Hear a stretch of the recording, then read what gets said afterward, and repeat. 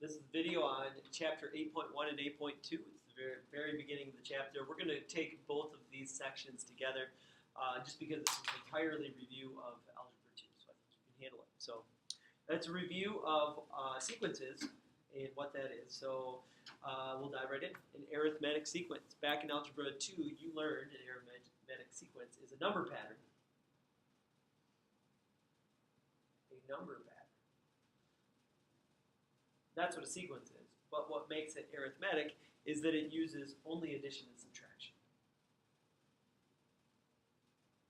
It uses addition or subtraction in order to make it. So if we want to list an easy one, let's just go 3, 5, 7, 9, 11. You get the idea, like that.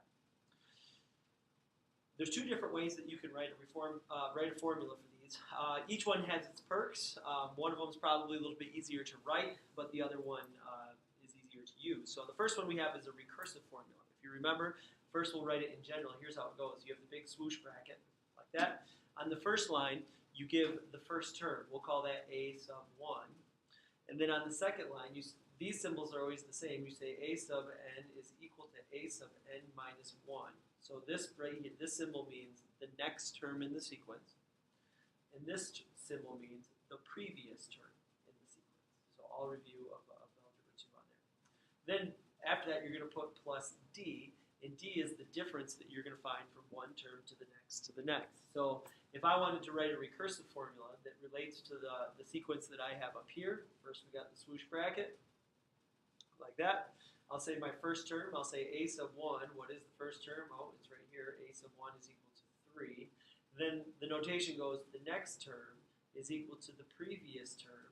And then now you have to tell me what's the difference from term to term to term. Hopefully it's pretty clear that we have plus 2. And we've got it. The next type is an explicit formula. So this is how you do it in general, like that. So let's talk in general right here. Explicit formulas.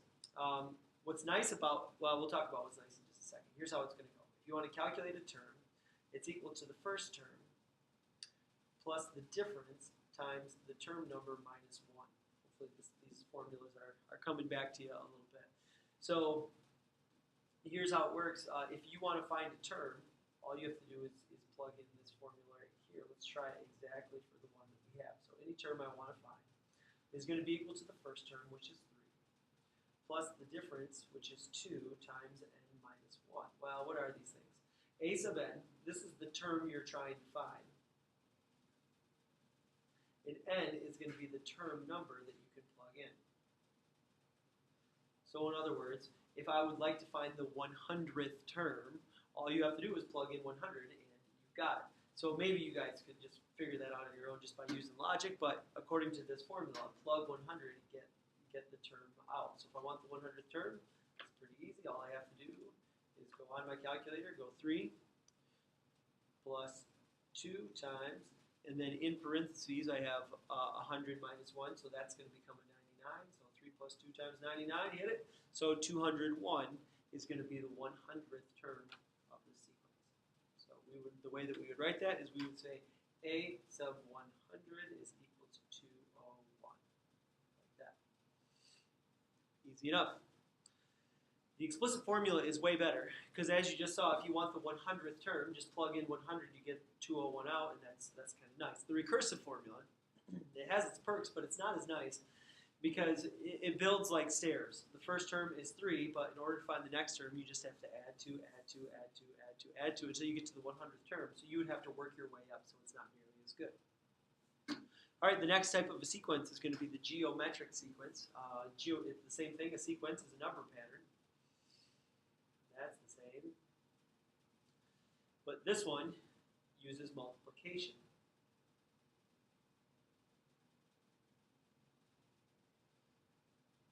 You might think, well, what about division? Well, we're going to call that multiplication by a fraction. So it could possibly use division, but multiplication by a fraction. So if we're going to list one here, let's go 3, 6, double, let's see, it's times 2. Times 2 is 12, times 2 is 24, 48, 96. You get the idea. Like that. Once again, we can do this recursively if we want. Here's the way the recursive formula goes. It has the swoosh bracket. You're going to give your first term, since it's geometric, we'll call that G sub 1. And then we'll say your next term is going to be equal to your previous term, exactly the way we did before. Your next term is your previous term. But now we're going to put times R, and R is a ratio. It's a multiplier from one term to the next to the next. So if I want to fill it out specifically for R's, we would say this. We'd say G sub 1. Our first term is going to be equal to 3, and my next term is going to be equal to my previous term, which is G sub n minus 1, times a multiplier. And if you look, the multiplier from one term is times 2 times 2 times 2 is going to be times 2, and you've just written it.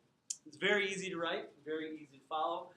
Once again, the bummer is, if I asked you for the 100th term, you would have to write them all out until you got the 100th term, so it's not as good. The explicit formula goes like this. G sub n, anytime you want to know a term, you're just going to take the first term, and you're going to multiply times R to the power of n minus 1, like that. Once again, n is the term number that you're going to plug in. So specifically to our formula, I would say Gn is equal to the first term, which is 3, times the ratio, which is 2 to the power of n minus 1. Now, if I want to know the 100th term, easy enough. All I have to do is just plug in a 100. So on my calculator, I'm just going to go 3 times 2, like that, and go power. 100 minus 1 is 99. Hit it. Ooh, looks like it's going to be a really, really big number. We have some scientific notation here, which is fine. So I'll call it 1.9 times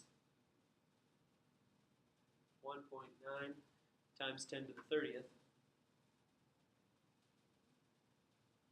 So it's a really big number, like that. All right. I'll fill out, the last thing we're going to do in this video is just fill out this table. I'll fill out the first one, then I'll have you pause it and see if you can fill out the rest. So the type of the sequence, if I look at it, it looks like it's going plus 6, plus 6, plus 6. So that tells me that it's an arithmetic sequence. The recursive formula is just got a swoosh bracket. So I'm going to say A1 is equal to 5, AN is equal to AN minus 1, and the difference is going to be adding 6 over and over again. The explicit formula is going to go AN is equal to my first term, which is 5, plus the difference is 6 times n minus 1, and you've got that. The last box is just find the 15th term of the sequence. So I'm going to go 5 plus 6 times 15 minus 1 is 14. So on my calculator, I'm going to go 5 plus 6 times 14, and you're going to have 89. It's going to be my 15th term. All right, pause it, see if you can fill out the rest of the table. All right, there's some tips or tricks here that I think are helpful. If I'm looking, excuse me, if I'm looking at this one, I see multiplication, so that tells me that it's going to be geometric. Anytime I'm unsure, just write out a few terms, and that should hopefully tell you. So I know that my first term is negative 10. It says if I want to know my next term, just take my previous term and go times negative 2. So times negative 2 would be a positive 20. Times negative 2 would be negative 40. Times negative 2, positive 80, and negative 160, like that. So there, they gave me the recursive, the explicit. I'm going to say Gn is going to be equal to negative 10 times negative 2 power n minus 1, like that. And now if I want to know the 15th term, I'm just going to do this on my calculator. Go negative 10 times negative 2. Well, let's try parentheses. That might be important. Negative 2 power n minus 1 would be 15 minus 1, so power 14, like that.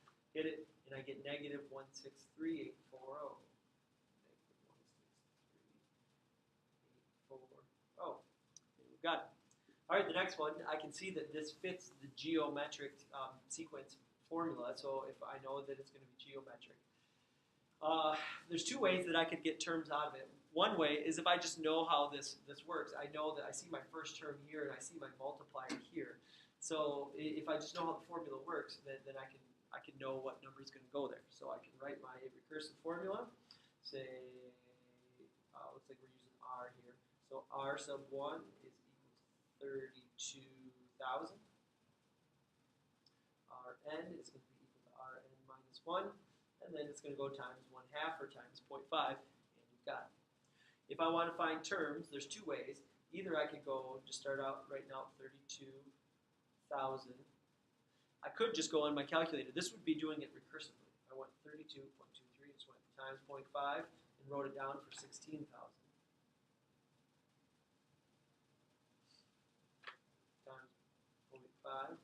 be 8,000. And now let's just use logic. 4,000,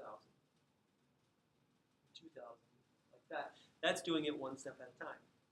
I could, if I wanted the first term, just go to my formula, plug a 1. Want the second term, plug a 2. Third term, plug a 3. So you could just plug a 1, 2, 3, 4, 5 and get the terms. If I want the 15th term, shouldn't be too bad. I just have to go on here and go 32,000 times 0.5 power. Remember, it's 15, sorry. 15 minus 1, so 14. And I should get 1.95. All right, I'm telling you that it's arithmetic. All right, this one's a little bit trickier. It says that our 15th term is going to be 496. So we know the first term. What we don't know is the difference. So let's try to figure this out. Let's start to build our explicit formula a little bit. Here's what I know. I know that my 15th term is 496. So if I go to my explicit formula, I can say that 496 is going to be equal to my first term, which is 384. Plus my difference, which I don't know, but I do know that my 15th term, this is going to be my 15th term, so minus 1, like that. So I can set it up. All right, now all I have to do is straighten this out. So I have 496 is equal to 384 plus 14d. 15 minus 1 is 14. Subtract and divide, and you've got it. So 496, go minus 384, divide by 14, and I've got 8, so the difference is going to be 8. So if I want to write the whole thing together now, here's how it's going to go. AN is equal to my first term, which is 384 plus 8 times n minus 1, and you've got it. All right, over here we can say that this is going to be equal to AN minus 1 plus 8. And then over here for some terms, I know my first term is 384. If I add 8, that's 392. Add 8 for 400. Add 8 for 408. And 416. And you got it. All right, the very last one. This one's tricky. Hopefully we can tell that it's times 3 times 3. So that's going to be geometric here. The recursive formula should be easy. You can say, it doesn't give us a letter. Let's just call it G. G1 is equal to 2. Gn is equal to Gn minus 1 times 3.